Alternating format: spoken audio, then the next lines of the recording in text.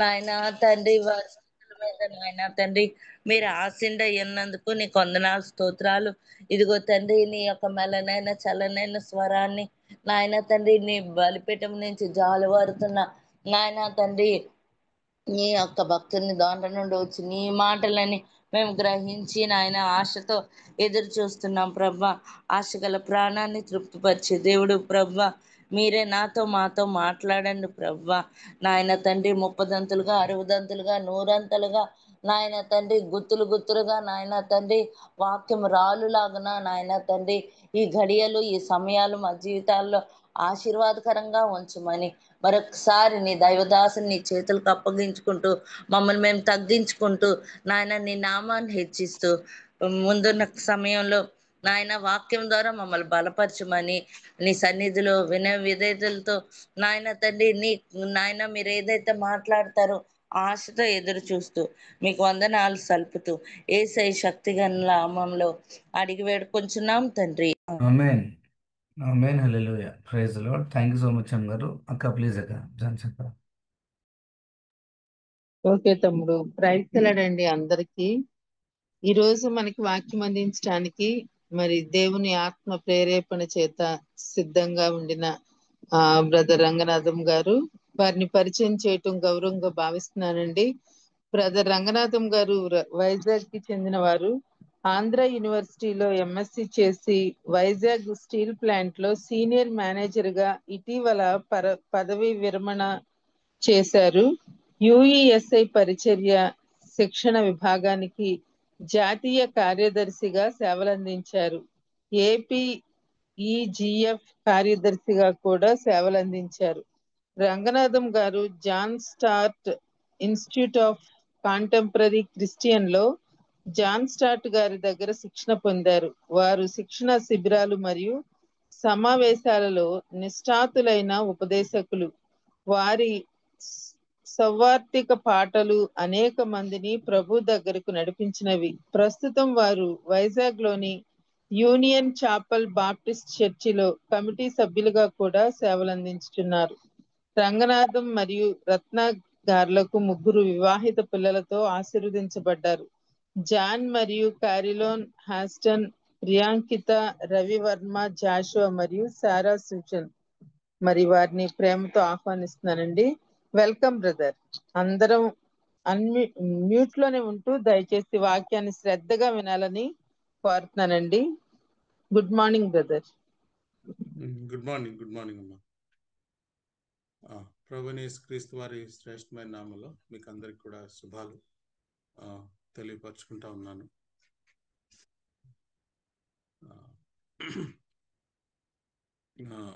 Considerable gap తర్వాత మరలా మనం sermon on the mount continue చేస్తున్నాము.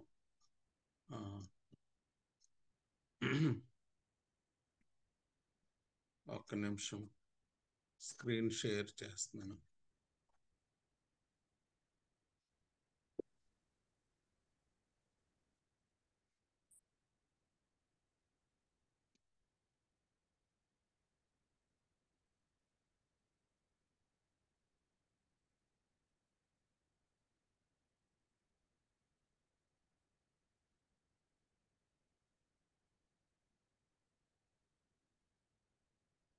స్క్రీన్ షేర్ అవుతుందమ్మా? Yes sir.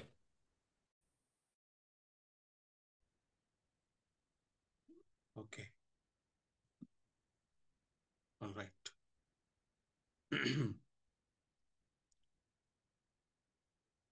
మనకందరికీ తెలిసిన రీతిగా ప్రభువైన యేసుక్రీస్తు వారు స్వయాన్న ఆయన కొండ మీద చేసినటువంటి ప్రసంగాన్ని మనం చదువుతూ వస్తూ ఉన్నాము. యేసుక్రీస్తు ప్రభువారు కొండ మీద చేసినటువంటి ప్రసంగం యొక్క ముఖ్యమైనటువంటి కీలకమైనటువంటి ఉద్దేశం ఏమిటి అంటే, అంశం ఏంటంటే, మీరు వాళ్ళలా ఉండొద్దు. యాక్చువల్గా 6వ అధ్యాయంలో ఉంది అది. అటు అన్ని జనుల్లాగా ఉండొద్దు, ఇటు నామకార్థపు క్రైస్తవులైనటువంటి లేక హిపోక్రట్స్ అయినటువంటి పరిచర్ల కూడా ఉండొద్దు.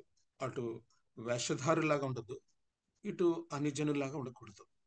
మీరు వాళ్ళలాగా ఉండకుండా డిఫరెంట్గా ఉండాలి. దేవుడు ఇశ్రాయేలీయుల్ని పిలిచి దాస్యత్వంలో నుంచి విడిపించిన తర్వాత ఆ ప్రయాణం అంతట్లో కూడా ఇదే మాటలు చెప్పాడు బిగినింగ్ లో, మీరు వాళ్ళ ఉండొద్దు, మీరు కుడికి గాని ఎడం గాని తిరగొద్దు అసలు. అంటే మీ దేశం నుంచి అటు వాళ్ళు ఎలా ఉన్నారు, వీళ్ళు ఎలా ఉన్నారు, వాళ్ళలాగా ఉందాం, వీళ్ళలాగా ఉందాం అలా ఉండొద్దు. అటు కనానీయుల్లాగా ఉండకూడదు, ఇటు ఐగుప్తీయుల్లాగా కూడా మీరు ఉండకూడదు. అటుపక్కకి ఇటుపక్కకి చూడకుండా మీరు నా వైపు చూస్తూ మీ ప్రయాణం, క్రైస్తవ ప్రయాణాన్ని, విశ్వాస జీవితాన్ని ముందుకు కొనసాగించండి అని చెప్తే, మరి వాళ్ళు అసలు సరిగా వాళ్ళు ఎక్కడా కూడా సరిగా వాళ్ళు విధేయత చూపించకుండా వినలేదన్నమాట. Every time they use to look at others. వివాహ విషయంలో కానీ, లేక వాళ్ళ యొక్క ఆచార విషయాల్లో కానీ, వాళ్ళ యొక్క విగ్రహాల విషయంలో కానీ వాళ్ళనే తెచ్చుకుని పెట్టుకుంటూ వెళ్తూ ఉన్నారు. వియ్యం అందటంలో కానీ ఇలాగ వాళ్ళలా ఉండొద్దు అని చెప్పినప్పుడు, మరి వాళ్ళతోనే వియ్యం అందుతుంటే ఇక దేవుడికి మరి ఇంకా ఎట్లా ఉంటది అసలు? టైమ్ అండ్ అగైన్ ఇట్లానే చేశారు.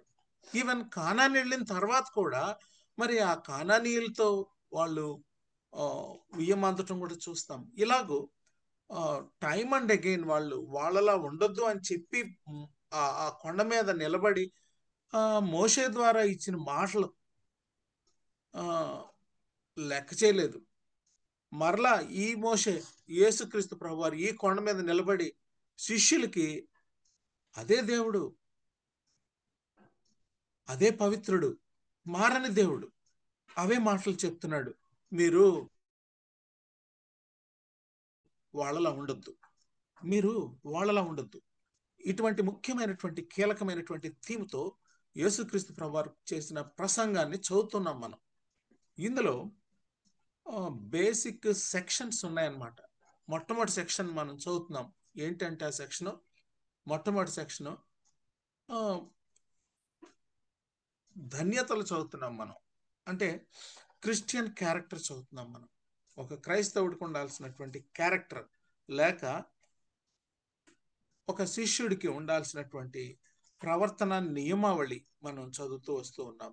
ఈ రకంగా యేసుక్రీస్తు ప్రభువారు కొండ మీద చేసినటువంటి ప్రసంగంలో ఫస్ట్ సెక్షన్ దేని గురించి మాట్లాడుతుందంటే, దేవుని యొక్క రాజ్యం యొక్క సిటిజన్స్ వాళ్ళ యొక్క ప్రవర్తన ఎట్లా ఉండాలి అనేది చెప్తూ యేసు ఈ ఒక్కొక్క క్యారెక్టర్ చదువుతూ వస్తూ ఉన్నాం. We have studied 5 characters of a disciple. ఒక శిష్యుడికి ఉండాల్సినటువంటి 1, 2, 3, 4, 5 క్యారెక్టర్స్ మనం చదువుతూ వస్తున్నాం. చెప్పగలరా మొట్టమొదట క్యారెక్టర్? దీనత్వం, ఆత్మ విషయమై దీనత్వం. సో అది పరలోక రాజ్యానికి నాందికి దీనత్వం. రెండోది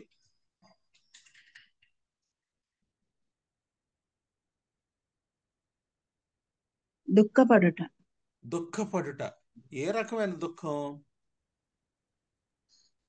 దైవ చిత్తానుసారమైన దుఃఖం. వెరీ గుడ్, దైవ చిత్తానుసారమైన దుఃఖం. అదనమాట. ఏదో తప్పైపోయింది, ఇంకేమీ చేయలేక ఇంక ఈ పని చేశానని ఏడవటం కాదు. దైవ చిత్తానుసారమైన దుఃఖం దేనికి నడిపిస్తుందట? రక్షణార్థమైన మారు మనసుకు నడిపిస్తుందట. అట్లాంటి దుఃఖం గురించి ప్రభు మాట్లాడారు. దుఃఖం అంటే తప్పు చేశాను, అయ్యో ఇలాగ చేయటం వల్ల నాకు ఇలాగ వచ్చిందని ఏడవటం, అది కాదు దుఃఖం అంటే. దైవ చిత్తానుసారమైనటువంటి దుఃఖం. సో దుఃఖపడి వారు ధన్యులు, వారు ఓదార్చబడతారు. తర్వాత సాత్వికత కలిగి ఉండాలి. సాత్వికులు ధన్యులు. సాత్వికం, that's another character of Kingdom citizen. So దేవుని రాజ్యం యొక్క సిటిజన్ ఎట్లా ఉండాలి అనేది చెబుతూ ఈ రకమైనటువంటి నెక్స్ట్ క్యారెక్టర్ చెప్పాడు. సాత్వికులు ధన్యులు. సాత్వికం. ఇది లేక కుటుంబాలు నాశనం అయిపోతున్నాయి. నువ్వు చెప్తే నేను వినేదేంటి అనే ధోరణి. సాత్వికులు ధన్యులు. సంఘాలు నాశనం అయిపోతున్నాయి ఈ క్యారెక్టర్ లేక. మనం ఓ ప్రక్క దేవుని రాజ్యానికి వారసులం అని చెప్పుకుంటూ కూడా మరి ఈ రకమైన క్యారెక్టర్ లేకుండా మరి మనం డిసైపుల్స్ గా చలమని అయిపోతున్నామేమో. నాకు భయం. నెక్స్ట్ క్యారెక్టర్ నీతి కొరకు ఆకలి దప్పులు కలిగి ఉంది. నీతి కొరకు ఆకలి దప్పులు. సో నీతిగా జీవించాలనేటటువంటి ఆకలి దప్పులు. ఏ రకమైన నీతి అంటే మరి సోషల్ గా, లేకపోతే తర్వాత మోరల్ గా, ఈ రకమైనటువంటి నీతి కోసం ఆకలి దప్పులు. నెక్స్ట్ కనికరము కలిగి ఉండాలి. కనికరం. ఈ రోజుల్లో యేసుక్రీస్తు ప్రభు చూపించినటువంటి కనికరాన్ని మనం చూపించలేకపోతున్నామేమో. With our neighbour. కనికరం. నేను కనికరాన్ని కోరుకుంటున్నాను. ఇంకా అంతకంటే మీ దగ్గర నుంచి నేను ఏం కోరుకుంటున్నాను? కనికరాన్ని, జస్టిస్ ని కోరుకుంటున్నాను.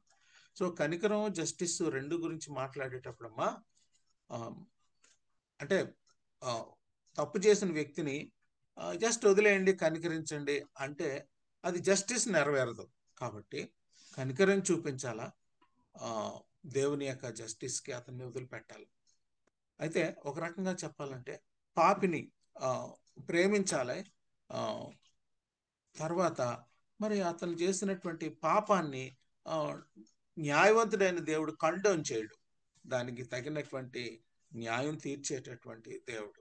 ఈ రకంగా కనికరం చూపించాల్సిందే మనం. మరి కనికరం చూపించి మొత్తం జైల్లో వాళ్ళందరినీ వదిలిపెట్టేద్దామా అంటే అలా కావద్దు. దేవుడు న్యాయవంతుడు. ఎన్నో జైళ్ళు ఉన్నాయి భారతదేశంలో. మరి విశ్వాసులైన ఒక జడ్జి ఉన్నాడు అనుకో, వదిలేసేయండి, కనికరం చూపించంటే కుదరదు. దానికి తగినటువంటి దేవుడు న్యాయవంతుడు కాబట్టి న్యాయంగా దానికి రావాల్సినటువంటి, చట్టపరంగా రావాల్సినటువంటి ఆ పనిష్మెంట్ అతని మీద పడుతుంది. అట్ ద సేమ్ టైం అతని యొక్క పాప స్వభావాన్ని బట్టి అతని మీద కనికరం చూపించాలి. ఈ రకంగా సో కనికరం చూపించే వాళ్ళు ధన్యులు. సో ఈ రకంగా కనికరం పొందుదురు అంటే ఒక అతను తప్పు చేశాడు కాబట్టి ఇంకా అతన్ని చీల్చి చెండాడేయాలి అనే ఉద్దేశం కాదు. రేపొద్దున మనం అదే తప్పులో పడవచ్చేమో. Who knows. ఈ రోజు నేను నిలబడ్డాను కదా అని మరి నేను ఇక పడిపోయిన వాళ్ళని అట్లాగా చూడడం కాదు, లేకపోతే బలహీనలను అలా చూడటం కాదు. చెయ్యిచ్చి లేవనెత్తాలి. అది మర్సీ అంటే. ఓకే. సో నెక్స్ట్ హృదయ శుద్ధి గలవారు. ఇప్పుడు ఇక్కడికి వచ్చాం, అంతేనా? ఇంకా నెక్స్ట్ ఈ క్యారెక్టర్ అనా, లేకపోతే మనం చేయాల్సింది ఇంకేమైనా ఉందా? ఏమా? Blessed are the poor in heart, for they shall see God. హృదయ శుద్ధి గలవారు ధన్యులు, వారు దేవుని చూచెదరు. ఇక్కడి నుంచే కదమ్మా మనం స్టార్ట్ చేయాల్సింది. Yes or no? Yes brother. Merciful అనేది లాస్ట్ టైం వరకు 5 క్యారెక్టర్స్ చూసాం. Today we are going to see sixth character. ఎవరైనా చక్కగా బైబిల్ తీసి మనం ఏ వచనంలో ఈ క్యారెక్టర్ ఉందో వచనం సంఖ్య చెప్పి చక్కగా ఈ వచనాన్ని చదవాల్సిందిగా మీకు నేను మనవి చేసుకుంటున్నాను. మత్తయి సువార్త 5వ అధ్యాయము 8వ వచనము. హృదయ శుద్ధి గలవారు ధన్యులు, వారు దేవుని చూచెదరు. Very good. హృదయ శుద్ధి గలవారు ధన్యులు, వారు దేవుని చూచెదరు. They shall see God. So blessed are the pure in heart. Pure అని ఎందుకు అనలేదు? Blessed are the pure, for they shall see God అని ఎందుకు అనలేదు? ప్యూర్ ఇన్ హార్ట్ అని ఎందుకు అన్నాడు? మాట్లాడాలి మనం. మనలో వేషధారణ ఉంటే మనము పైకి మంచిగా ప్రవర్తిస్తాం బ్రదర్. అందుకని దేవుడు మంచి చెడ్డలకు కేంద్రం కాబట్టి. Very good, very good. ఎవరు చెప్పారు? మాస్టర్ విజయ్ కుమార్. హృదయం ఆ, హృదయంలో నుంచి ఈ ఎమోషన్స్ సీట్ ఆఫ్ ఎమోషన్స్ అంటారు. యా, అందుకని బ్లెస్డ్ ఆర్ ద ప్యూర్ అని వదిలేదు. Blessed are the pure in heart. అసలు అక్కడి నుంచి పుట్టుకొస్తాయి ఇవన్నీ కూడా. అదనమాట. If my heart is clean, if my heart is pure, అదనమాట. Pure heart. ఆ హృదయంలో నుంచి కోరికలు కానీ, ఆశలు కానీ, తర్వాత ఆమ్, ఉమ్, ఆమ్, ఆలోచనలు కానీ, లేకపోతే ఎక్కడి నుంచి మైండ్కి వెళ్తుంది ఇన్స్ట్రక్షన్. అదనమాట. హృదయ ఆశల్లో నుంచి మైండ్కి ఇన్స్ట్రక్షన్ వెళ్తుంది. మైండ్ యాక్ట్ చేస్తుంది అనమాట. అప్పుడు బాడీకి ఇన్స్ట్రక్షన్ ఇస్తుంది. హృదయంలో నుంచి కోరిక మనసులోకి తీసుకొస్తుంది. మనసు ఏం చేస్తుంది అంటే బాడీకి ఇన్స్ట్రక్షన్ ఇస్తుంది అనమాట. చెడా మంచా అనేది.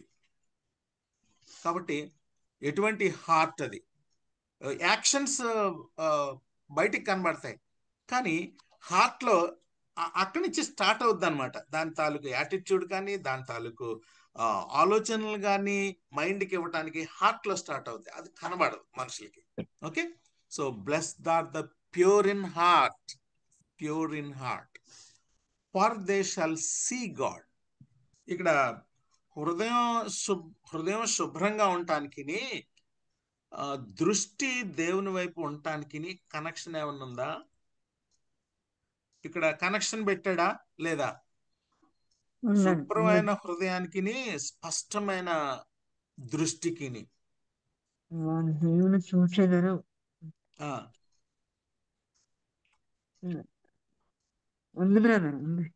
ఉంది.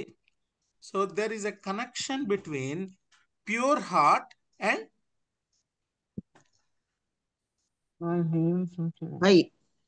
Clean sight. If my heart is pure, my sight is pure. clean. Yeah, దృష్టి స్పష్టంగా ఉంటది అనమాట. నా హృదయం శుభ్రంగా ఉన్నప్పుడు, నా హృదయం పవిత్రంగా ఉన్నప్పుడు, నా చూపు కూడా పవిత్రంగా ఉంటుంది.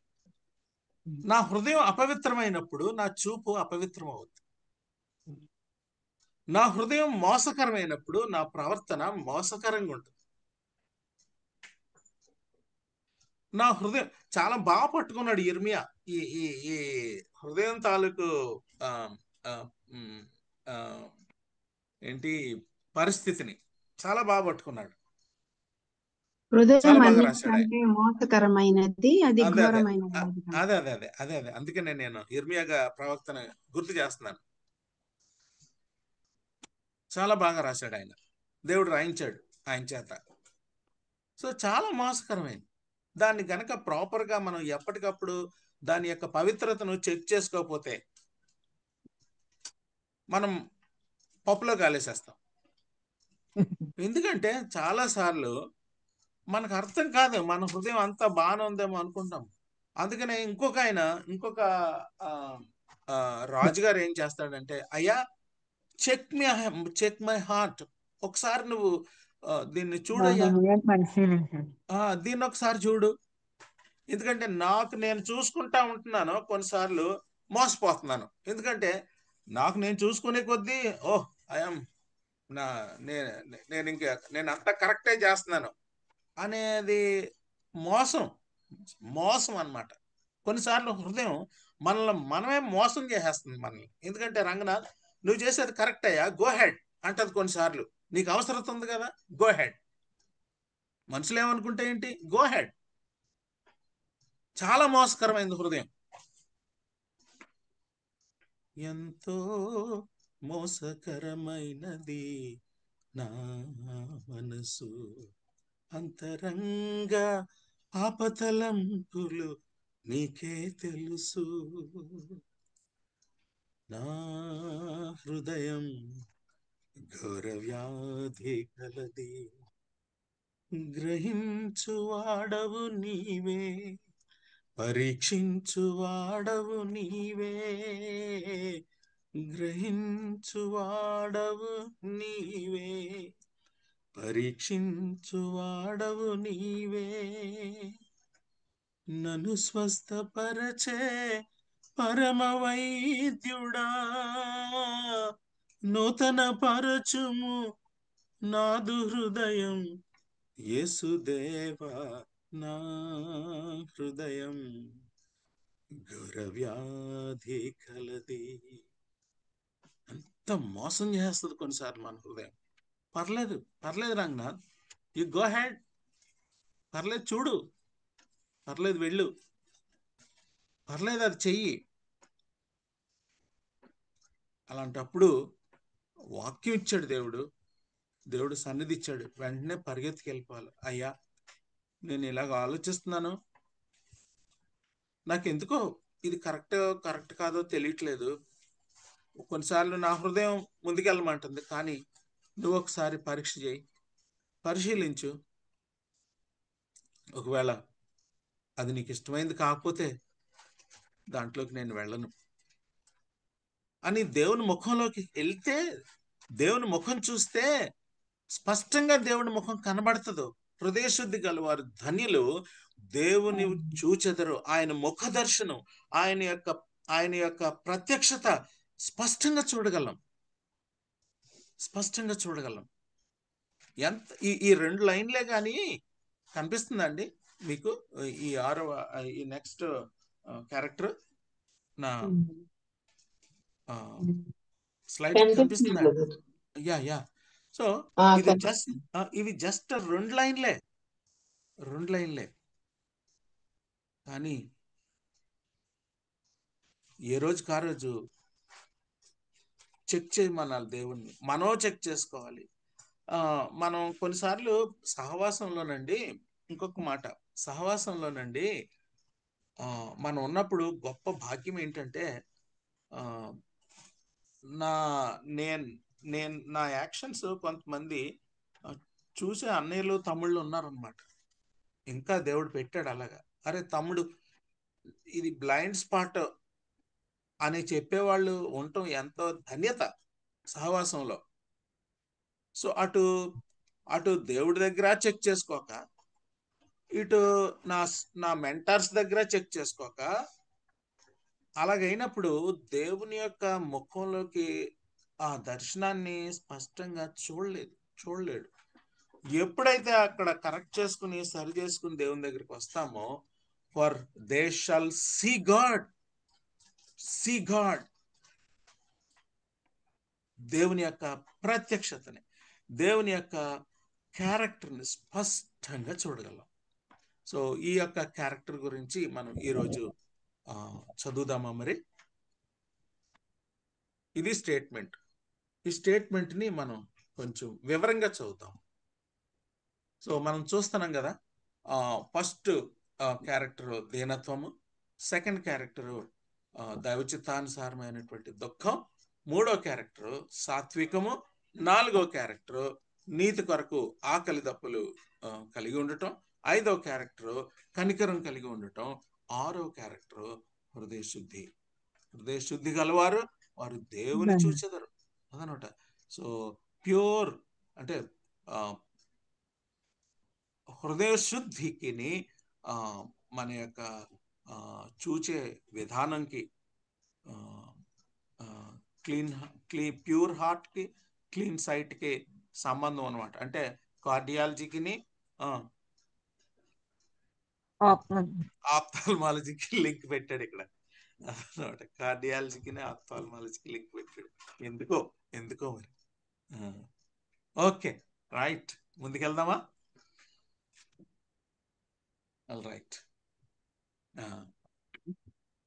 అంటే హృదయ శుద్ధి కలవారు ఎందుకంటే దేవుడు మనల్ని ఆయన యొక్క పవిత్రమైనటువంటి రక్తంతో మనల్ని కడిగి శుభ్రం చేశాడు. సో దేవుడిచ్చాడు, దేవుని కృప ద్వారా మనల్ని శుద్ధి చేశాడు. అయితే మరి ఆ శుద్ధి చేసినటువంటి ఆ వైనాన్ని దేవుడు శుభ్రం చేసి మనల్ని గట్టు మీద నిలబెట్టాడు, మురికిలో ఉన్న వాళ్ళని. అయితే మనకి ఏంటంటే అక్కడి నుంచి నేను ఆ పవిత్రతలో నడవాలి అనే ప్యాషన్ ఉండాలి.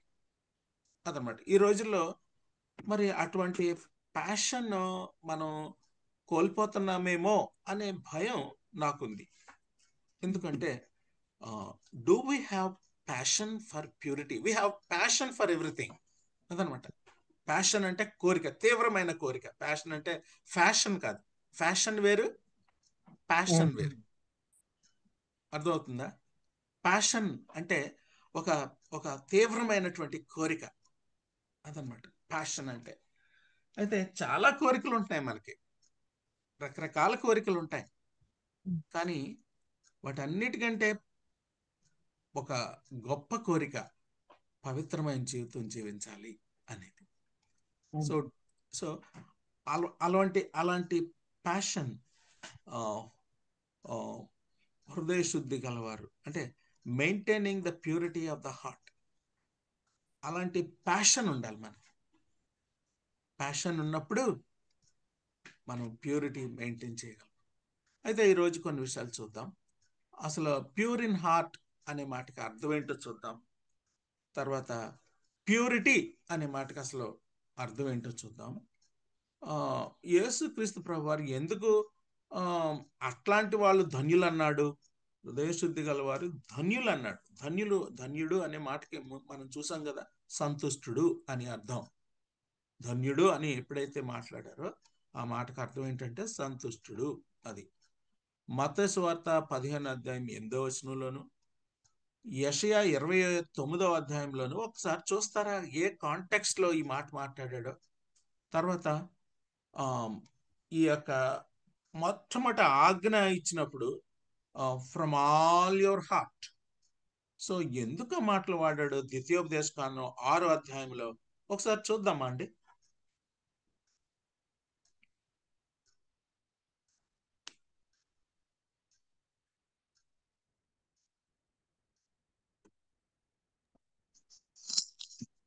చదవమంటారా బ్రదర్?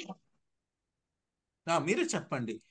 మత్తయి సువార్త 15వ అధ్యాయం 8వ వచనంలోను, యెషయా 29వ అధ్యాయంలోను అక్కడ ఉన్నటువంటి సందర్భం లో నుంచి ఈ మాటను ఎలా మనం అర్థం చేసుకోగలం అది.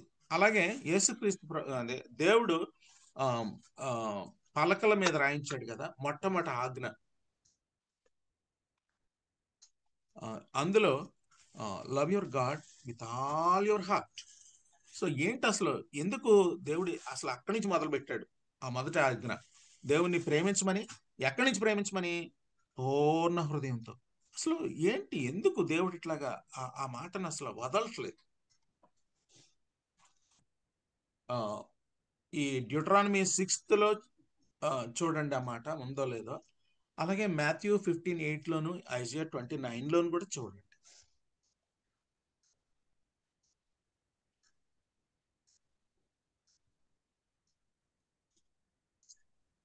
లో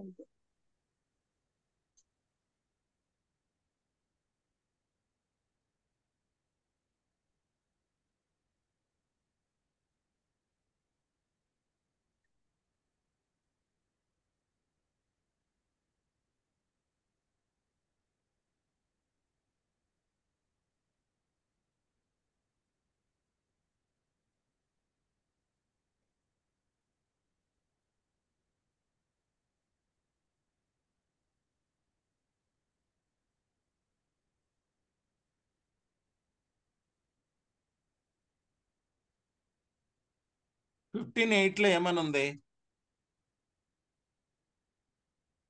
మాట్లాడాలి. పెదవులతో గనపరచడం కాదు గాని హృదయంతో గనపరచాలి. మీరు హృదయం దూరంగా పెట్టుకొని పెదవులతో గనపరిస్తే మనుషులు అలా చేస్తారు, అది వ్యర్థ ఆరాధన అయిపోద్ది అంటున్నారు. అది ఎక్కడి నుంచి కోట్ చేశాడు మత్తయ్య గారు? ఐజియా నుంచి కోట్ చేశాడు. ప్రవక్త రాసినటువంటి ప్రవచనం నుంచి కోట్ చేశాడు. అంటే మీరు యాక్చువల్గా ఇది ఇశ్రాయేలీలతో అన్నాడు అనమాట. అదే మాటలు మరలా న్యూ టెస్టిమెంట్ ఆడియన్స్ తో చెప్తున్నాడు. ఓల్డ్ టెస్టిమెంట్ ఆడియన్స్ తో దేవుడు యెషయా ద్వారా చెప్పిస్తే న్యూ టెస్టిమెంట్ ఆడియన్స్ కి మాథ్యూ మరలా సేమ్ రిఫర్ చేస్తున్నాడు. సో పెదవులతో మీరు you are praising, you are worshiping, wonderful. But how about your heart అదనమాట. How about your heart? there is it matching your worship and your purity in the heart? ide so speech and the heart, words and the attitude, worship and the heart.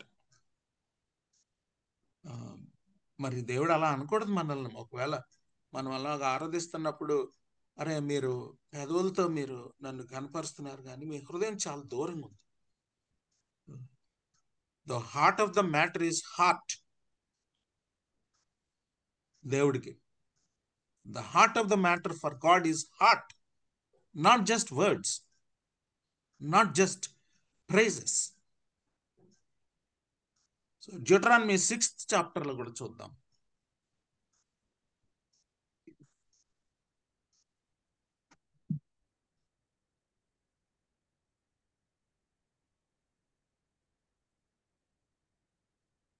Deuteronomy 6th chapter. దేవుడైన యెహోవా రోషం కలిగిన వాడు కాబట్టి ఆయన మనము అన్ని దేవతారాధన చేసినట్లయితే ఆయన కోపాగ్ని మన మీద పడుతుంది. అప్పుడు మనం నేను నశిస్తాం. అడిగింది సారీ అమ్మా, నేను అడిగింది దేవుడిచ్చినట్టు మొట్టమొదటి ఆజ్ఞ గురించి మాట్లాడు. ద్వితీయోపదేశకాండం 6వ అధ్యాయంలో దేవుడు మరి ఆజ్ఞలు ఇచ్చాడు కదండి. నీ పూర్ణ హృదయంతోను, నీ పూర్ణ ఆత్మతోను, నీ పూర్ణ శక్తితోను నీ దేవుడైన యెహోవాను ప్రేమింపవలెను. ఎలా ప్రేమించమంటున్నాడు? అందులో ఏమేమి ఎలాగ ప్రేమించమని అడుగుతున్నాడు? పూర్ణ ఆత్మతో, పూర్ణ సత్యముతో. పూర్ణ ఆత్మతో, పూర్ణ సత్యముతో, పూర్ణ హృదయముతో. పూర్ణ హృదయముతో అదనమాట. పూర్ణ ఆత్మతో, పూర్ణ సత్యముతో, పూర్ణ హృదయంతో నీ దేవుణ్ణి ప్రేమించమని అదనమాట. So the love for God should come from the heart, not just mere words and mere songs. మంచిది, అది కనుక హృదయంలో నుంచి ఆరాధన రావాలని దేవుని కోరిక. దేవుని ప్రేమతో దేవుని కోసం ఏం చేసినా it should come from the heart, come from the heart, not as ఇది చేయాలి, ఇలా చేయాలి, అలా చేయాలి, వాళ్ళు ఇలా చేస్తున్నారు కాబట్టి, ఇలా చేస్తున్నారు కాబట్టి, పాస్టర్ గారు చెప్పారు కాబట్టి. No no no, it should come from heart. So దేవుని అసలు ఫస్ట్ కమాండ్మెంటే చెకింగ్ ద హార్ట్. ఫస్ట్ కమాండ్మెంటే love your God with all your heart అదనమాట. when we sit and study God's word, అది కేవలం ఆచారంగా కాకుండా ప్రేమించడం ద్వారా రావాలి, ప్రేమలో నుంచి. సో హృదయంలో నుంచి రావాలి ప్రేమ. సో ప్రేమిస్తున్నాను కాబట్టి నేను ఇది చేస్తున్నాను, హృదయంలో నుంచి ప్రేమిస్తున్నాను కాబట్టి నా దేవుడి కొరకు ఈ పని చేస్తున్నాను. నాట్ జస్ట్ ఇంతకాలం నుంచి చేస్తున్నాను కాబట్టి కాదు. Therefore the very first commandment is దేవుడి కోరుకునేది అంతరంగం, హృదయం. కాబట్టి సో ఈ ప్యూర్ ఇన్ హార్ట్ అనేది అసలు దేవుడు మనిషి దగ్గర నుంచి కోరుకునే చాలా కేంద్రమైనటువంటి కీలకమైనటువంటి అంశం అన్నమాట. సో ప్యూరిటీ అనే మాటకి అర్థం కనుక చూసినట్లయితే దానికి వేరే వేరే పర్యాయ పదాలు ఉన్నాయి. పవిత్రత, పరిశుద్ధత, పావనత్వము, శుద్ధత, శుద్ధి, నిర్మలము, ఈ మాటలు వాడబండి ప్యూరిటీ అనే మాటకి. శుద్ధి, హృదయ శుద్ధి గలవారు, శుద్ధి, శుద్ధత, క్లీన్, శుద్ధి, ప్యూర్ హార్ట్, నిర్మలం, సెరీన్ ఇంగ్లీష్లో, పావనత్వం, శాంక్టిట్యూడ్. అంటే హోలీనెస్ అంటే సెపరేట్, ప్రత్యేకించబడటం అనేది. పవిత్రత, cleanliness, sanctitude, freedom from spiritual or moral defilement అనొచ్చు. Clean, freedom from evil or sin. Pure, freedom for corrupting elements. Serene, freedom from immorality, especially of a sexual nature. Serene అనే మాటకు అర్థం లైంగిక పవిత్రత. So ఈ రకంగా ప్యూరిటీ అనేటటువంటి pure అనే మాటకి వేరు వేరు పర్యాయ పదాలు మనకి కనబడతా ఉంటాయి. ఈ గ్రీక్ పదాన్ని కనుక చూసినట్లయితే ప్యూర్ అనే మాటకి ఇక్కడ మనకి ఏంటంటే బ్లేమ్లెస్, అన్స్టెయిన్డ్ ఫ్రమ్ గిల్ట్ అదనమాట, నిరపరాధిగా. హృదయం ఏ రకంగా హృదయంలో అపరాధ భావం లేకుండా ఉండటం అనేది గ్రీక్ యొక్క మూల పదం యొక్క అర్థాన్ని ఇస్తుంది. So interestingly the word can refer specifically to that which is purified by the fire are pruning అదనమాట. సో ఈ మాటకి ఇంకొక ఎక్స్ప్రెషన్ ఏంటంటే బంగారం ఏ విధంగా శుభ్రం చేయబడుతుందో దాని అర్థాన్ని ఇచ్చేలాగా ఈ ప్యూర్ అనే మాట వాడబడింది. సో జాన్ ద బ్యాప్టిస్ట్ కానీ చూసినట్లయితే మరి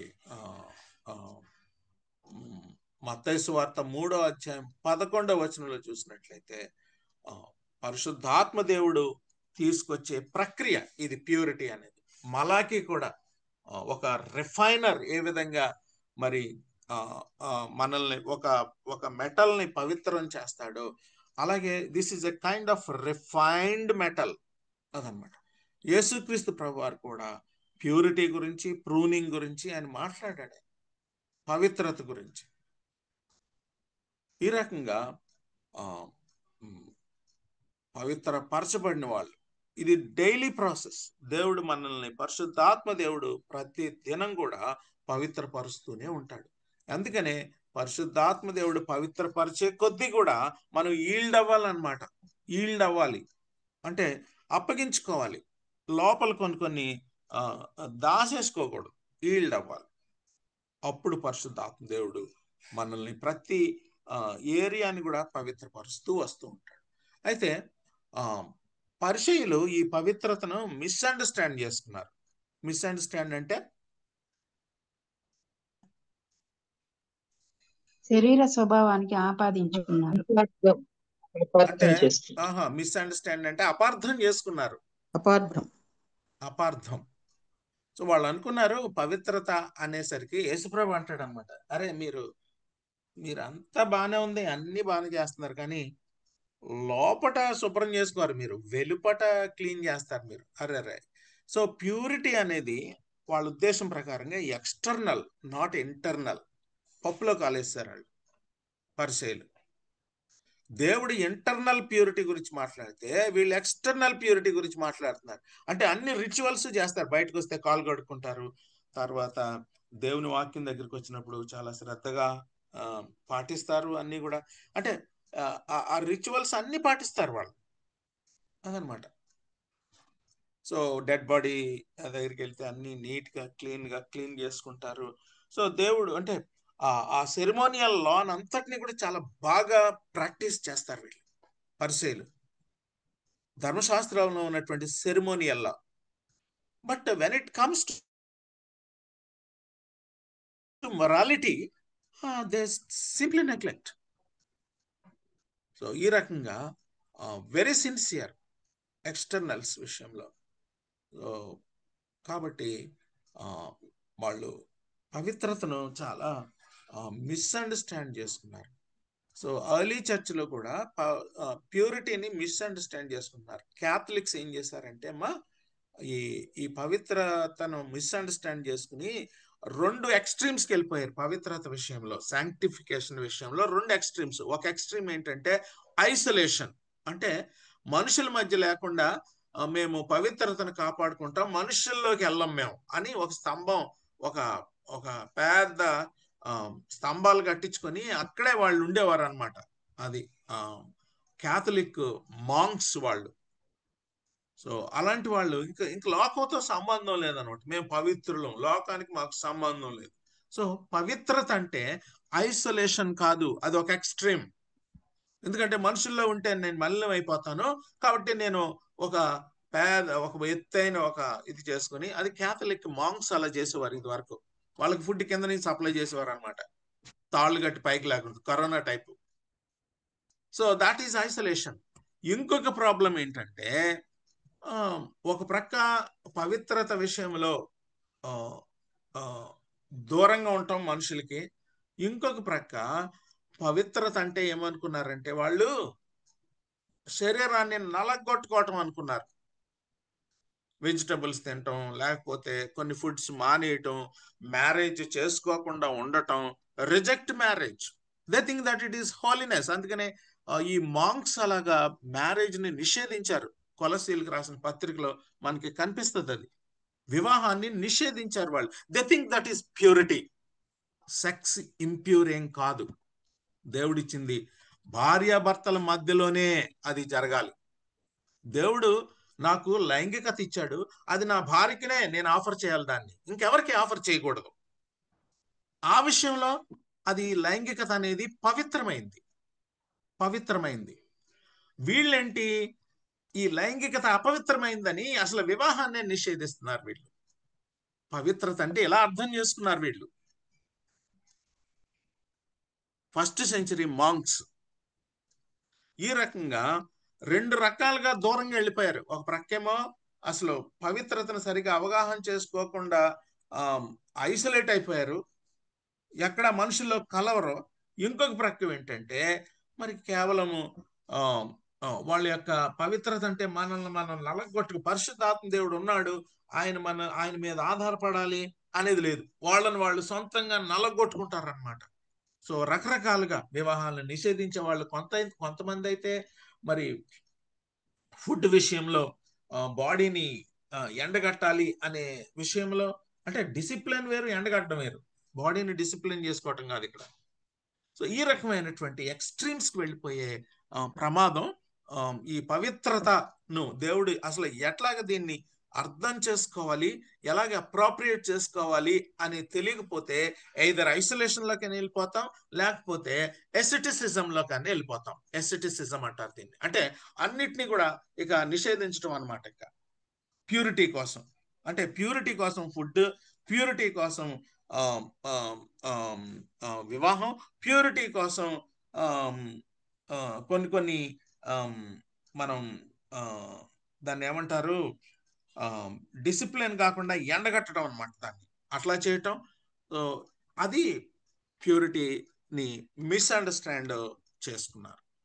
అయితే బైబిల్ ప్యూరిటీ గురించి ఏం చెప్తుంది అదనమాట. పరిశైలి ప్యూరిటీ గురించి ఏమో ఎక్స్టర్నల్ గా చెప్తుంటే, అయ్యో పరిశైలారా మీరు వెలుపట శుద్ధి చేస్తున్నారు, లోపట హృదయం లోపట శుద్ధి చేయట్లేదు. సో ఈ రకంగా ప్యూరిటీ గురించి బైబిల్ ఏం చెప్తుంది, ప్రభు ఏం చెప్పాడు అనేది మనం ఈరోజు కొంచెం చూద్దాం. ప్యూరిటీ అనేది అంటే సంబంధ బాంధవ్యాల్లో అది కనబడాలి అని పేతురు రాసినటువంటి మొదటి పత్రికలో చాలా బాగా చెప్పాడు. బ్రదర్లీ లవ్ అంటే నేను పరిశుద్ధుడిని కాబట్టి మీరు కూడా పరిశుద్ధంగా ఉండమని చెప్తూ, మీరు పరిశుద్ధత కోసం పిలువబడ్డారు కాబట్టి సహోదర ప్రేమ కలిగి ఉండండి. అంటే పవిత్రత సంబంధ బాంధవ్యాల్లో రిఫ్లెక్ట్ చేయబడాలి అదనమాట. నేను ప్యూర్గా నేను చూసుకుంటూ నా భార్యతో నా భర్త సరిగ్గా సంబంధం లేకుండా, ప్యూరిటీ ఎందుకు వచ్చిన ప్యూరిటీ?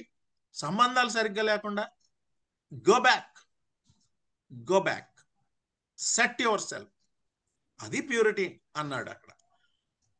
అసలు దేవుడు మనల్ని రక్షించిన ఉద్దేశమే పవిత్రంగా ఉండటానికి.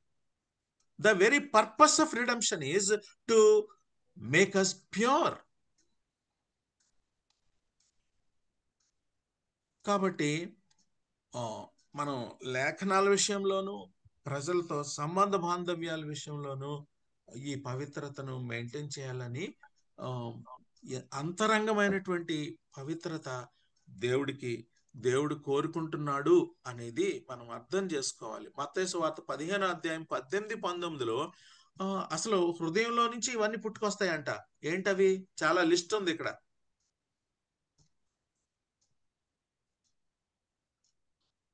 చదువుతారమ్మా? Out of the heart come evil thoughts, murder, adultery, fornication, theft, false witness, slander. These are what defile a man. మనం తినే వాటి ద్వారా మనల్ని డిఫైల్ చేయబడం కానీ హృదయంలోంచి వచ్చేటటువంటిగా ఈ మలినాల ద్వారా మనం డిఫైల్ చేయబడతాం. ఏంటవి? చదవండి ఒక్కొక్కటిని మీకు కనబడితే. దురాలోచనలు, నరహత్యలు, వ్యభిచారములు, నరహత్యలు అంటే యేసుప్రభు ఇచ్చిన డెఫినిషన్ ప్రకారంగా మరి కత్తి పట్టుకోక్కర్లేదు, కత్తి లాంటి మాటలు చాలు. చదవండి. వ్యభిచారములు, వ్యభిచారం అంటే యేసుప్రభు ఇచ్చిన డెఫినేషన్ ఏంటి?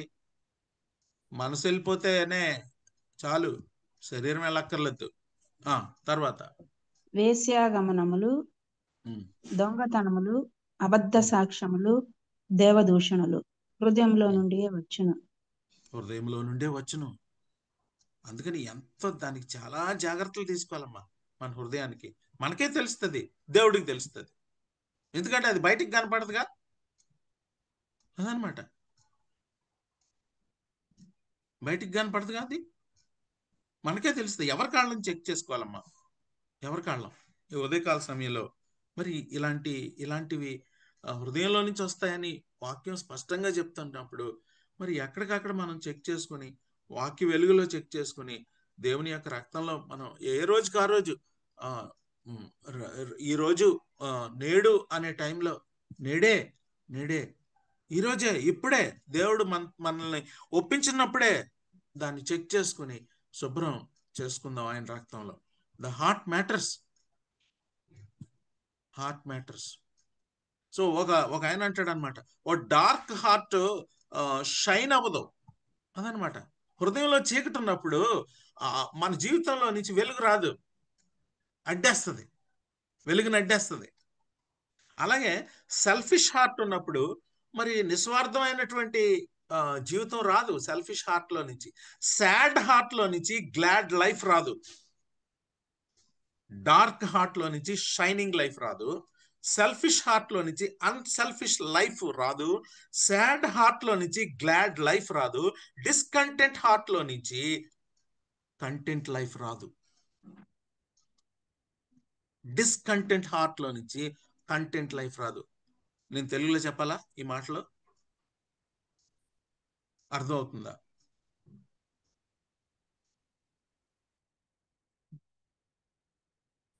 Therefore heart is important. చిన్న తేడా వస్తే పరిగెత్తుకు వెళ్ళిపోతాం కదమ్మా. ఏంటది? ఏం తీయించుకుంటాం? దాన్ని ఏమంటారు? ఈ బొమ్మలో పెట్టాను, చెక్ చేయించుకుంటాం కదమ్మా, హార్ట్ చెక్. దాన్ని ఏమంటారు? ఈసీజీ. అదిగో బొమ్మ పెట్టాను, మీకు కనబడుతుందేమో అని. ఆ ఈసీజీ పైకి కిందకి పెట్టాను. Therefore a dark heart cannot produce a shining life. A selfish heart cannot produce an unselfish life. A sad heart cannot produce a glad life. A discontent heart cannot produce a content life.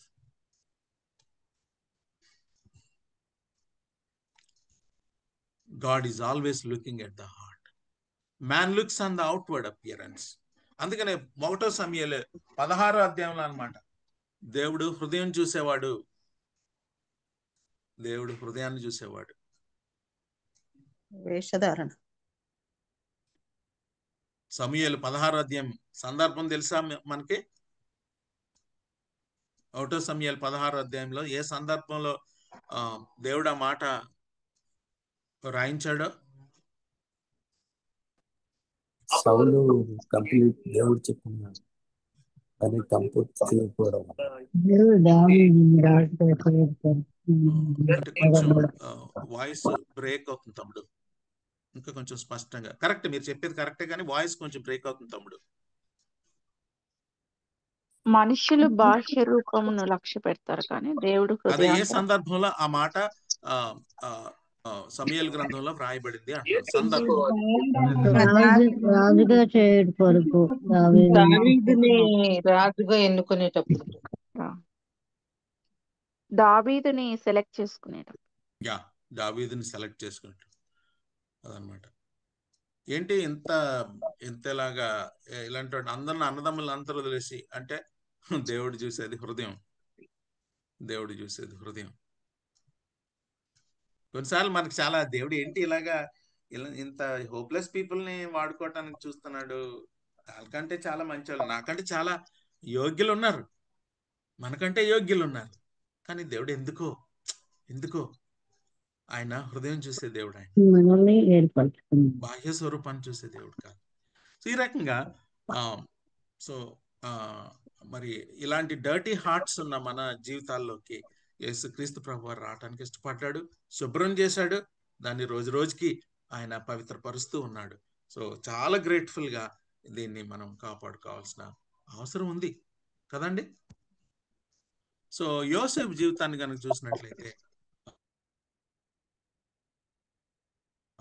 మరి తన కళ్ళని deny చేశాడు అదనమాట. So చూశాడు, ఆమె చాలా అంటే ఒకరోజు కాదు ఈ శోధన, రోజు రోజుకి వస్తా ఉంది. ఏదో సడన్ గా వచ్చిన శోధన కాదు ఇది, రోజు రోజుకి వస్తుంది. సో తన కళ్ళని, తన యొక్క హృదయాన్ని అసలు డినై చేసి పాడేశాడు, వద్దనుకున్నాడు అంతే. సంసోను తన కళ్ళని, తన యొక్క శరీరాన్ని, కోరికల్ని డినై చేయకుండా చేయలేదు, హృదయంలో ఉన్న ఆశను డినై చేయలేదు. సో మరి ఏ కళ్ళతోటైతే మరి డినై చేయలేదో మరి అయ్యే పీకించేసుకున్నాడు. సో హృదయంలో దేవుడు చెప్తున్నా సరే పాపం దావీదు దాన్ని లక్ష్య పెట్టకుండా ముందుకెళ్ళిపోయాడు. తన కళ్ళతో చూశాడు, తన హృదయం మోసం చేస్తుంది లోపల, తన కళ్ళతో ప్యూర్ సైట్ లేదు పాపం. The beauty of the story is Nathan వచ్చి ఒకసారి నీ హృదయం చెక్ చేసుకో అని కథ చెప్పినప్పుడు చెక్ చేసుకున్నాడు, బాబు అది నేనే అన్నాడు. అది దొర్లి ఏడ్చాడు. తర్వాత దానియేలు అసలు వేరే దేశంలో యవనస్తుడు ప్యూరిటీ కోసం తప్పించిపోయాడు. మనం ఎక్కడున్నా, ఇంట్లో ఉన్నా, బయట ఉన్నా, ఆఫీస్లో ఉన్నా, సంఘం చర్చిలో ఉన్నా, మనుషులు చూస్తున్నా చూడకపోయినా వాళ్ళ అమ్మా నాన్న అక్కడ లేరు, చాలా మంది తినేస్తున్నారు, చాలా మంది విగ్రహాలకు అర్పించింది చక్కగా తింటున్నారు. కానీ దిస్ యంగ్ మ్యాన్ ఈ రోజుల్లో నోరు కట్టుకోవటం చాలా కష్టం. సో ఏదైనా సరే వెరైటీ ఆఫ్ ఫుడ్స్ అక్కడ, బట్ దానికంటే ఎక్కువగా పవిత్రత ఆయనకి, పవిత్రంగా ప్యూరిటీ అనేది తనకు ఉన్న ప్యాషన్, అది తను నడిపించింది. సో ఇలాగే అందరూ మనకి మోడల్స్, మనకి రైట్ మోడల్స్ ఉన్నారు, రాంగ్ మోడల్స్ ఉన్నారు, రైట్ మోడల్స్ ఉన్నారు, రాంగ్ మోడల్స్ ఉన్నారు. సో వివాహ జీవితంలో పవిత్రత అది అసలు వదిలిపెట్టకుండా రాశాడు పౌలు, వివాహ జీవితంలో పవిత్రత. సో ఎక్స్ట్రా మ్యారిటల్, తర్వాత ప్రీ మ్యారిటల్, తర్వాత లస్ట్, ఇమాజినేషన్స్, పోర్నోగ్రఫీ, సో ఇవన్నీ కూడా లైంగిక అపవిత్రత. ఈ రకంగా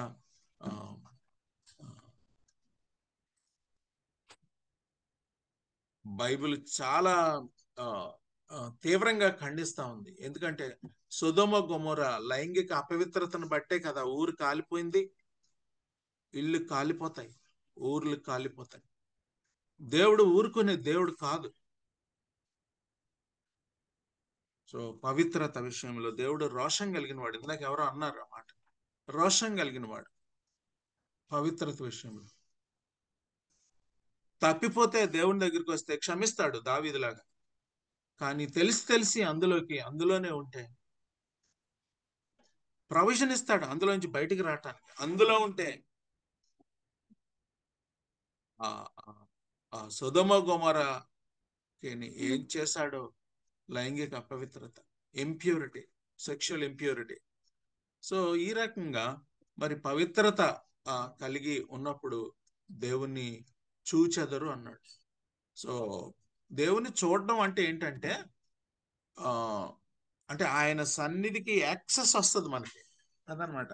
అంటే we have an access with the inaccessible God.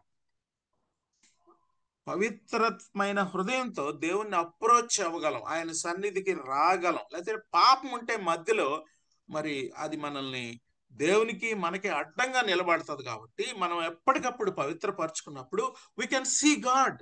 అంటే we're admitted to the God's presence, అదనమాట. we can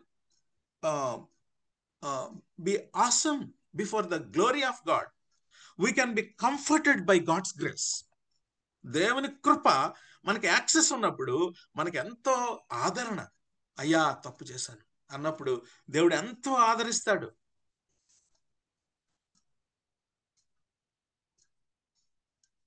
దేవుడు ఎంతో ఆదరిస్తాడు. Seeing God means being comforted by God, being comforted by God's grace. That is seeing God. దేవుని చూచెదరు అనే మాటకు అర్థం అది. సో అయిపోయింది ఈరోజు. ప్యూర్ అంటే హృదయ శుద్ధి అంటే ఏంటో చూసాము. హృదయ శుద్ధి గలవారు దేవుని చూచెదరు అంటే ఏంటో చూసాం. చూచెదరు అన్నప్పుడు we have an access with an inaccessible God, అదనమాట. అలాంటి మహిమగల దేవుని దగ్గరికి రావటానికే అర్హత లేదు. కానీ పవిత్రమైన హృదయంతో మనల్ని మనం పవిత్రపరచుకుంటూ దేవుని ముందు ఆయన దేవుని అప్రోచ్ అవ్వగలం అన్నమాట.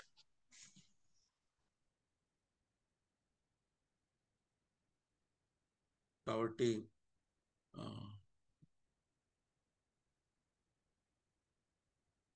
అపోస్తలులు రాసినట్టు దేవుని దగ్గరికి రావటానికి, సో పవిత్రపరచుకుంటూ దేవుని దగ్గరికి రావటం. సో పెదవులతో మాట్లాడడం మాత్రమే కాదు, హృదయంతో ఆయన్ని ఆరాధించడం, ఇవన్నీ ప్యూరిటీ కింద. సో దేవుని చూడటం అంటే ఆయన కృపను పొందుకోవటం, ఆయన యొక్క సన్నిధిలో ఆయన మహిమను చూడటం, ఆయనతో సంబంధం రెస్టోర్ అవటం, పవిత్రపరచుకోవటం. ఈ రకంగా హృదయ శుద్ధి గలవారు ధన్యులు, వారు దేవుని చూచెదరు. ఈ రెండిటికి ఎంత చక్కటి లింక్ మనం చూస్తాం. సో ఈ రకంగా we should have passion for purity. We should have passion for purity. So ఈ రకంగా సో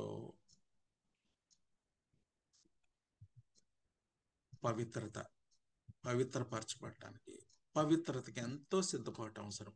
ఇంకా నెక్స్ట్ వీక్ కూడా కొన్ని ఎగ్జాంపుల్స్ బైబిల్లో నుంచి ప్యూరిటీ గురించి, అసలు దాని అర్థం ఏంటి, ఓల్డ్ టెస్ట్మెంట్లో ఏమన్నా పిక్చర్స్ గురించి బట్టి మనం కొంత ప్యూరిటీ గురించి అర్థం చేసుకుందాం.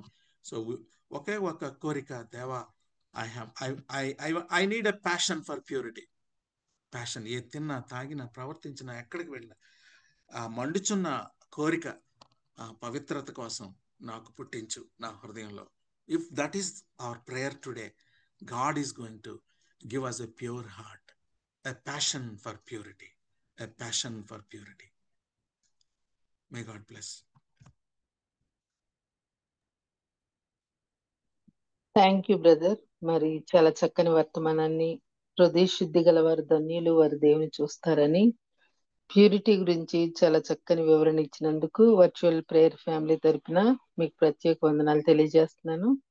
మరి ప్యూరిటీ అనేది పరిశుద్ధాత్ముడు ఇచ్చే ప్రక్రియ అని మరి బ్రదర్ చెప్పారు. అందుని బట్టి దేవుని నామానికి మహిమ కలుగును గాక. మన మధ్యలో ఉన్న మరి పాస్టర్ తోట బాలస్వామి గారు ముగింపు ప్రార్థన, పరలోక ప్రార్థన ఆశీర్వాదం ఇవ్వాల్సిందిగా కోరుతున్నానండి.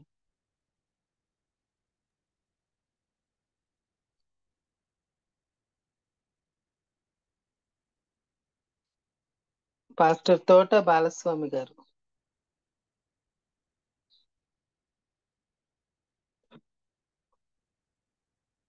ఒకవేళ వారు సిద్ధంగా లేనట్లయితే రెవరెండ్ జామి రవికుమార్ గారు.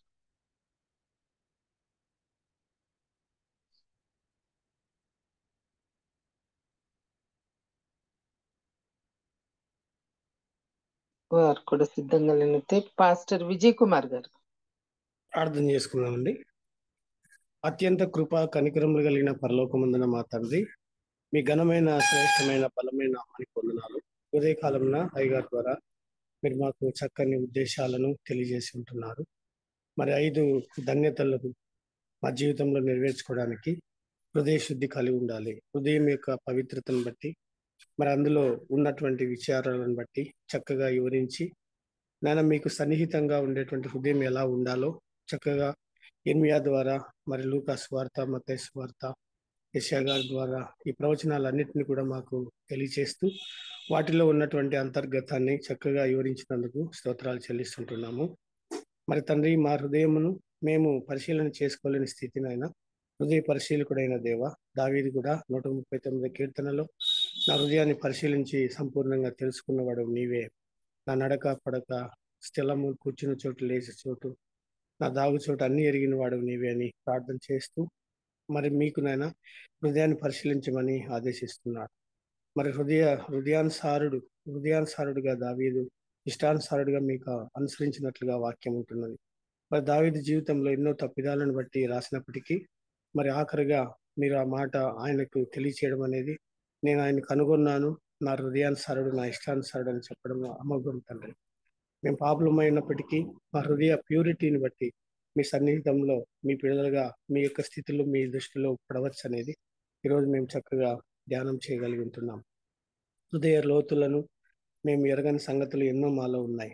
మంచి చెడ్లకు కేంద్రమైన ఈ హృదయంలో మంచి వాటిని ధ్యానం చేసేటువంటి స్థితి మాకు లేదు కనుక, మరి ఆ ధన్యతల్లో చెప్పబడినటువంటి ఆత్మ విషయంలో దీనులైన వారు గాను, నీతి విషయంలో ఆశ కలిగిన వారు గాను, ఆకలి కలిగిన వారు గాను, మరి తండ్రి మీ యొక్క రాజ్యాన్ని ఎతికేటువంటి వారు గాను, మిమ్మల్ని ఎతికేటువంటి వారు గాను, ఈ యొక్క 5 విషయాలలో తండ్రి మేము పరిపూర్ణత సంపాదించుకోవడానికి అది హృదయంలో కార్యం జరగాలని మీరు సెలవిచ్చి ఉంటున్నారు. మరి ఉదయంలో తండ్రి అయ్యగారిని ఆశీర్వదించండి. ఎంతో చక్కగా చాలా ఓపికగా వివరణాత్మకమైనటువంటి విషయాలను మాకు తెలియజేశారు. నిజమేనైనా ఈ యొక్క ప్రపంచంలో ఎవరికి వారే మరి యమునా తీరు అన్నట్లుగా మరి ప్రతి పరిస్థితులను బట్టి మరి తీర్పరిగా ఉంటున్నారు. మరి అలాగే తండ్రి వారు మేము చక్కగా ఉన్నామని అనుకుంటున్నారు, కానీ పరిశీలించినప్పుడు అందరూ కూడా తేటతెల్లం అవుతున్నారు. కాబట్టి మరి మరి దుఃఖం అనేటువంటి విషయంలో, అనగా దైవ చిత్తానుసారం మీ దుఃఖమును మేము హృదయంలో కలిగినప్పుడు అది రక్షణగా మారుతూ ఉంది, మేలు కలుగజేస్తూ ఉంది అనే విషయం స్పష్టంగా తెలియజేశారు. అంతేకాదు మీ ఆత్మ ద్వారానే మా స్థితి మారుతుంది అనేటువంటి మాట ఎంత చక్కగా మీరు వర్ణించారు. అయ్యా మీకు స్తోత్రాలు తండ్రి.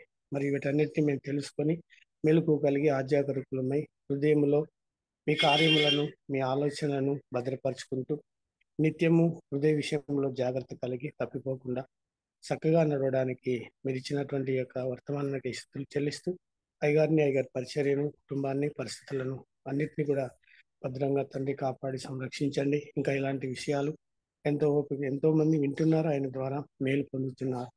మాకు కూడా ఈరోజు అలాంటి ఒక మంచి ఉత్తేజమైన నిర్మలమైనటువంటి మాటలు తండ్రి, మీ మాటలు పొటము వేయబడి ఉన్నాయి, గలిబిలి లేకుండా మమ్మల్ని సమాధానానికి నడిపించేట్టుగా ఉన్నాయి. మీ మాటలు వినుటి ఎంత మేలు, అవి సర్వ సంపదలు మరి మెదడు దొరికినట్లుగా, బంగారు దొరికినట్లుగా, గనులు దొరికినట్లుగా మాకు దొరుకుతున్నాయి. మీకు స్తోత్రాలు చెల్లిస్తున్నాం. మరి తండ్రి యొక్క జూమ్ మీటింగ్ ఏర్పాటు చేసిన పెద్దలందరినీ ఆశీర్వదించండి. అలాగే ఈరోజు తలలో మీ సన్నిధికి వచ్చి ఈ మాటలు విన్న ప్రతి హృదయాన్ని తాకినందుకు మీకు స్తోత్రాలు. ఉదయకాలంన మాకు అనేకుల కొరకు ప్రార్థన చేస్తున్న ప్రార్థన వీరులను కూడా జ్ఞాపకం చేసుకోండి. ఈ యొక్క జూమ్ మీటింగ్ లో జరుగుతున్నటువంటి ప్రతి ఒక్క కార్యము మీకు ఘనత, మహిమ, ప్రభావం చెల్లించలాగిన ప్రవర్తించేటువంటి, మరి మమ్మల్ని ఆహ్వానిస్తూ పలకరిస్తూ లేపుతూ పాటలు పాడమని చెప్పి హెచ్చరిస్తున్నటువంటి మధ్యవర్తులందరినీ కూడా దీవించండి పేరు పేరున. మరి తండ్రి ఈ ప్రోగ్రాం కొరకై ఉదయాన్నే లేచి సిద్ధపడుతున్న జాన్సన్ గారిని, అలాగే స్వరూప్ గారిని, ఇంకా అనేక మంది మరి ప్రసిద్ధి సహోదరు అమ్మగారిని కూడా మీరు జ్ఞాపకం చేసుకోండి. ఇలాంటి విషయాలన్నింటినీ కూడా తండ్రి ఎంతో చాకచక్యంగా వాళ్ళు ఎదుర్కొని అనేకుల పట్ల వాళ్ళు శ్రమిస్తున్నారు తండ్రి. శ్రమ వృధా కాకుండా వారి జీవితాల్లో ఉన్నటువంటి పరిస్థితులు కూడా మార్పు తీసుకొని వచ్చి కావలసిన అనుకూలతలు దయచేయండి. వింటున్న మాకు కూడా మీ కృపానుగ్రహం మాకు ఇవ్వండి. పరిచయం చేస్తున్నటువంటి అందరికీ కూడా ఆశీర్వదించమని ఈ దీన ప్రార్థన మా ప్రభు, మా రక్షకుడు, మీ ప్రియకుమారైన యేసుక్రీస్తు యొక్క అతి శ్రేష్టమైన నామం నందు అడిగినవన్నీ పొందుకుంటున్నాము తండ్రి. ఆమేన్. ప్రార్థన చేసుకుందామండి. పరలోకమందున్న మా తండ్రి, మీ నామము పరిశుద్ధపరచబడునుగా. ఈ రాజ్యం నీ వచ్చిన రాజ్యం వచ్చునుగాక. భూమి నడవని కాక మందున మొదలు ఇచ్చాం. మళ్ళీ ప్రార్థన చేసిన మేము ప్రకారం మా ప్రార్థనను క్షమించము. మమ్మల్ని శోధనలను తెగకి తప్పించము. ఎందుకనగా రాజ్యం, శక్తి, మహిమ నిరంతరం అంత్యాసనం తీసుకున్నామండి. మన తండ్రి అయినటువంటి దేవుని ప్రేమ, ప్రభువైన యేసుక్రీస్తు కృప, పరిశుద్ధాత్మ యొక్క అన్యోన్యత సహవాసము చేరువచ్చిన మనందరి మీదను, ఈరోజు ఉపదేశించినటువంటి అయ్యగారి మీదను, ఆయన యొక్క పరిచర్య మీద తోడుగా ఉండి మన హృదయాలను ఈ లోకంలో స్థిరపరుస్తూ ఆదరిస్తూ చక్కగా నడిపిస్తున్నటువంటి దేవుడు నిరంతరం మనం దీవించి ఆశీర్వదించును గాక. ఆమేన్, ఆమేన్, ఆమేన్. అందరికీ వందనాలండి. థ్యాంక్ యూ పాస్టర్ గారు. ప్రార్థించిన పాస్టర్ విజయ్ కుమార్ గారికి, వాక్యం అందించిన బ్రదర్ రంగనాథ్ గారికి ప్రత్యేక వందనాలు తెలియజేస్తున్నానండి. మరి రంగనాథం గారు చెప్పిన వాక్యాలు ఇంకా యూట్యూబ్ లో అవైలబుల్ గా ఉన్నాయండి. చాలా చక్కని మెసేజెస్ సిరీస్ గా చెప్తూ ఉంటారు. మరి యూట్యూబ్ లో బాబీ రత్నాకర్ అని టైప్ చేస్తే మీకు అందుబాటులో ఉంటాయండి. దయచేసి వినియోగించుకోవాల్సిందిగా కోరుతున్నానండి. మళ్ళా రేపు తిరిగి ఇదే సమయాన్ని కలుసుకుందామండి. కొత్తగా జాయిన్ అయిన వారికి వందనాలు తెలియజేసుకుంటూ హ్యావ్ ఎ నైస్ డే అండి. ముగించుకుందామండి. థ్యాంక్ యూ అండి అందరికి, జాయిన్ అయిన అందరికి. ప్రైజ్ లార్డ్ అండి. Praise lord sister.